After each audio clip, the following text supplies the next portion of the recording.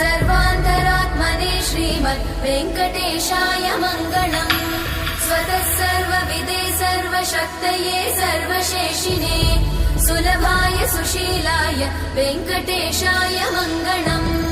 परस्मै ब्रह्मणे पूर्णकामाय परमात्मने प्रयुञ्जे परतत्त्वाय वेङ्कटेशाय मङ्गलम्।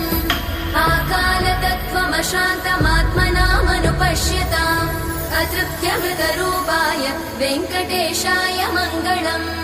प्रायस्वचरणौ पुंसां शरण्यत्वेन पाणिना कृपया दिशते श्रीमद् वेङ्कटेशाय मङ्गलम्।